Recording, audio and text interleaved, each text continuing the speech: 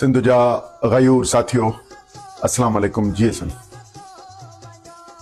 मुल्क आइन तहत हलंदो आहे।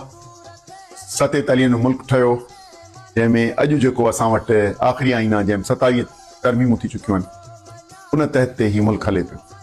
पर ही जेके 26 ऐं 27 तरमीम आई आहे, इहा मुल्क जे बुनियादनि खे हिलाए छॾियो अथसि, अदलिया खे तबाह करे छॾियो अथसि। इनफरादी ऐं सिविल मिलिट्री ब्यूरोक्रेसी ऐं करप्ट सियासतदाननि खे ज़िंदगी भर जी मुस्तस्ना करार ॾेई ऐं एहतिसाब खां मथां करे छॾियो अथसि।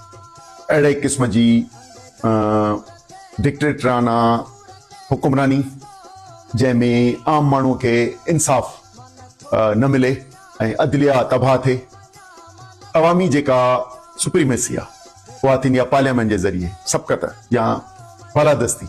उहा जॾहिं ख़तमु थी थिए, उहा ख़तमु कई वई आहे ऐं सिविल मिलिट्री ब्यूरोक्रेसी जी सुप्रीमेसी खे क़बूल कयो आहे। त इन जे ख़िलाफ़ लाज़िम आहे असांखे उथी खड़ो थियणु घुरिजे। ऐं उन करे TTAP तरीक़े तहफ़ुज़ आइन पाकिस्तान में मुख़्तलिफ़ सियासी जमायतूं आहिनि, जेके इन जे ख़िलाफ़ 21 तारीख़ ते 21 नवंबर 2025 ते सॼे मुल्क, चइनी सूबनि ऐं गिलगित बल्तिस्तान में कारो ॾींहुं करे मल्हाइनि पिया ही 26-27 तरमीम जे ख़ात्मे लाइ।